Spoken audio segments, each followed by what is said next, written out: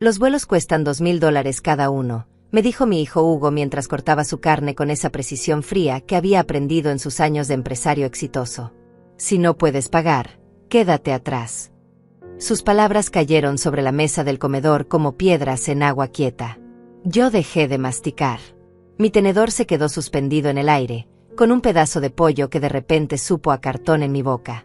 Me llamo Rosaura Mendoza, tengo 62 años, y en ese momento sentí como si me hubieran abofeteado sin usar las manos. Hugo siguió comiendo como si nada hubiera pasado. Su esposa Mónica sonrió de esa manera que yo ya conocía muy bien, esa sonrisa que no llegaba a los ojos y que decía más que 1000 palabras. Mi hija Vanessa miró hacia su plato, evitando mi mirada. Luciano, mi hijo menor, simplemente se encogió de hombros y siguió masticando. Había trabajado 50 años de mi vida para darles todo lo que necesitaban. 50 años levantándome a las 5 de la mañana para prepararles el desayuno antes de ir a la fábrica textil. 50 años cosiendo uniformes escolares en las noches para pagarles los estudios. 50 años durmiendo en un colchón viejo para que ellos tuvieran camas nuevas. Cuando mi esposo Teodoro murió en ese accidente de tránsito hace 20 años, Hugo tenía 15, Vanessa 12 y Luciano apenas 8. Yo pude haberme rendido. Pude haber mandado a los niños con sus tíos y haberme ido a llorar mi viudez a algún rincón perdido del mundo. Pero no lo hice. Me arremangué las mangas de mi vestido negro de luto y salí a trabajar el doble de duro. Vendí empanadas en la esquina los fines de semana. Lavé ropa ajena los domingos. Planché camisas hasta que mis manos se agrietaron y mis ojos se cansaron de tanto enhebrar agujas bajo la luz amarillenta de mi lámpara de mesa. Todo para que mis hijos pudieran estudiar.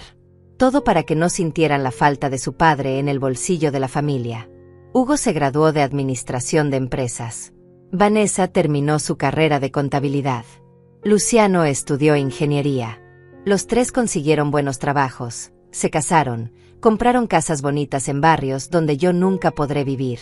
Y yo me quedé en la misma casa de siempre, la casa que compré con el dinero del seguro de vida de Teodoro, la casa donde crié a mis hijos con amor y sacrificio. Es para celebrar nuestro aniversario de bodas, continuó Hugo, limpiándose la boca con la servilleta como si estuviera en un restaurante de 5 estrellas y no en la mesa de madera donde comió durante toda su infancia. Mónica y yo cumplimos 10 años casados. Queremos ir al Caribe, a uno de esos resorts todo incluido. Mónica asintió con entusiasmo, sus aretes dorados brillando bajo la luz del comedor. Será maravilloso, dijo con esa voz melosa que usaba cuando quería algo. Playas blancas, comida gourmet, spa, todo de primera clase. ¿Y por qué me están contando esto a mí?, pregunté, aunque en el fondo ya sabía la respuesta. Durante los últimos años había notado cómo me miraban, cómo hablaban de mí cuando creían que no los escuchaba, cómo sus visitas se habían vuelto más escasas y sus llamadas más cortas. Porque pensamos que te gustaría acompañarnos, mintió Hugo con esa facilidad que había desarrollado para mentir desde que se volvió exitoso. Toda la familia junta, como en los viejos tiempos. Pero yo sabía que no era cierto. En los viejos tiempos, cuando ellos eran niños y necesitaban de mí, las cosas eran diferentes. En los viejos tiempos, yo era la heroína de la familia, la mujer fuerte que mantenía todo unido. Ahora era solo una carga, una obligación incómoda que tenían que soportar de vez en cuando. $2000, repetí lentamente, dejando que las palabras se asentaran en mi lengua como polvo amargo. Era más dinero del que yo veía junto en 6 meses de mi modesta pensión. Hugo se recostó en su silla, esa misma silla donde solía sentarse cuando tenía 8 años y yo la ayudaba con las tareas de matemáticas. Ahora la ocupaba como si fuera el dueño de la casa, como si hubiera olvidado que cada centímetro de estas paredes había sido pagado con mi sudor y mis lágrimas. Mamá, no es solo el vuelo, explicó Vanessa por primera vez en toda la conversación, su voz sonando extrañamente nerviosa. También está el hotel, las comidas, las excursiones. En total, cada persona gastaría como $4000. $4000. Yo había criado 3 hijos con menos dinero del que ellos querían gastar en una semana de vacaciones. Recordé esas navidades cuando les compraba un solo juguete a cada uno y ellos saltaban de alegría como si hubieran recibido todo el catálogo de jugueterías. Recordé esos cumpleaños cuando hacía tortas caseras porque no podía pagarlas de la pastelería, y ellos decían que las mías sabían mejor que cualquier otra. Entiendo, murmuré, sintiendo como mi corazón se encogía en mi pecho como una paz al sol. Es mucho dinero. Mónica intercambió una mirada rápida con Hugo. Era una de esas miradas que yo había aprendido a reconocer durante los últimos años, llena de significados ocultos y planes que no incluían mi opinión. Mónica siempre había sido así, desde el primer día que la conocí. Educada en la superficie, pero con esa frialdad calculadora que me recordaba a las mujeres que trabajaban en los bancos cuando yo iba a pagar las mensualidades de la casa. Recordé el día que Hugo me la presentó. Llegó a casa vestida con un traje sastre color crema, tacones que hacían ruido contra el piso de cerámica de mi cocina, y esa manera de mirar mi hogar como si estuviera evaluando cada mueble, cada adorno, cada grieta en la pared. Desde ese primer momento supe que ella venía de un mundo diferente, un mundo donde las madres no trabajaban en fábricas textiles ni vendían empanadas los fines de semana.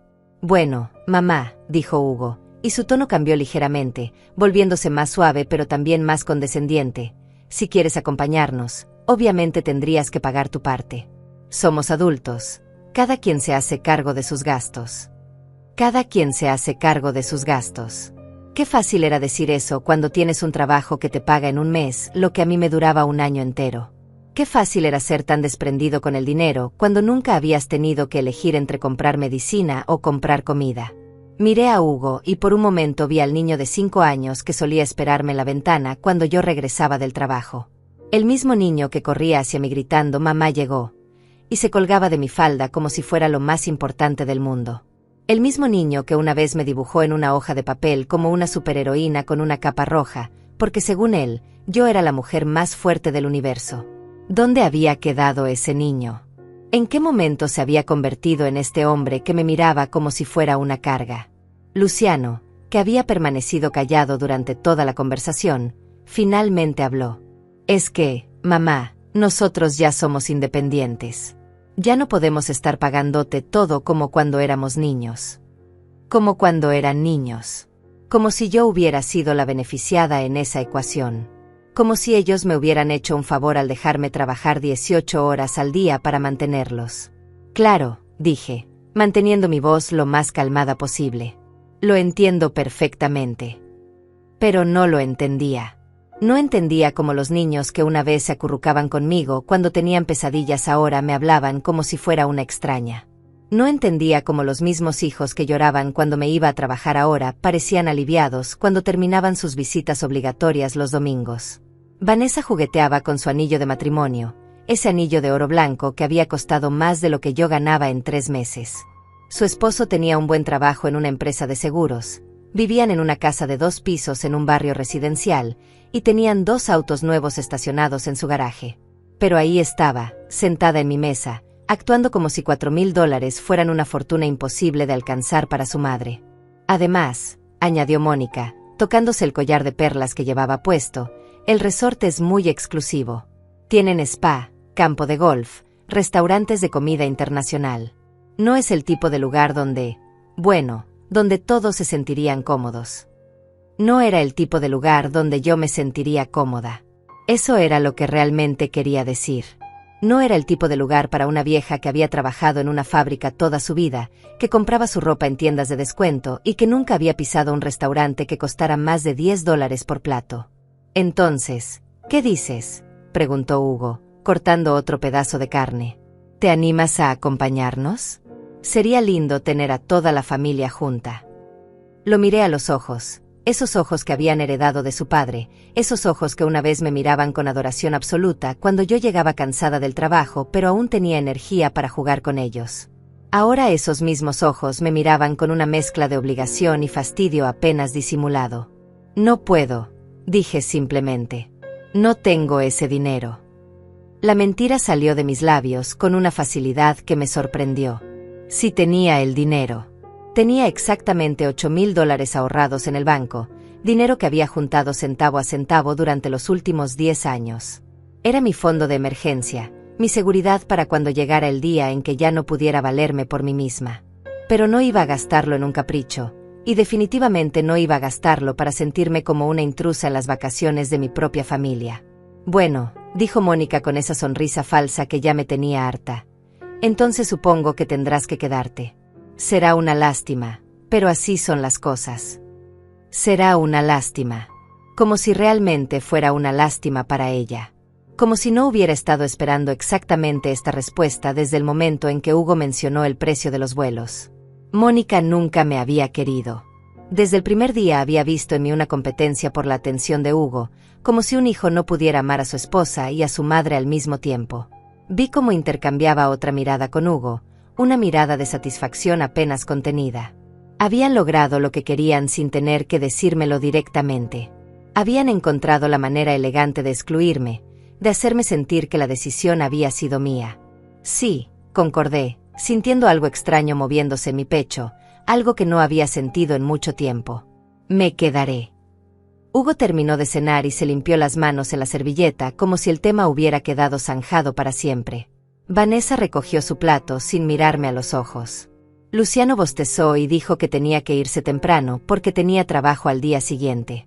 Los vi irse uno por uno. Escuché sus autos arrancando de la entrada de mi casa, escuché el silencio que se instaló después de que se fueron. Me quedé sentada en la mesa del comedor, mirando los platos sucios que habían dejado atrás, como siempre hacían. Como si yo fuera la empleada doméstica y no la madre que les había dado la vida. Esa noche, mientras lavaba los platos en el fregadero que había instalado Teodoro con sus propias manos hacía más de 20 años, tomé una decisión. No iba a seguir permitiendo que me trataran como si fuera invisible. No iba a seguir aceptando migajas de cariño cuando yo les había dado mi vida entera. Al día siguiente, Hugo me llamó temprano. Su voz sonaba diferente, más animada, como si hubiera dormido muy bien después de haberme descartado de sus planes familiares.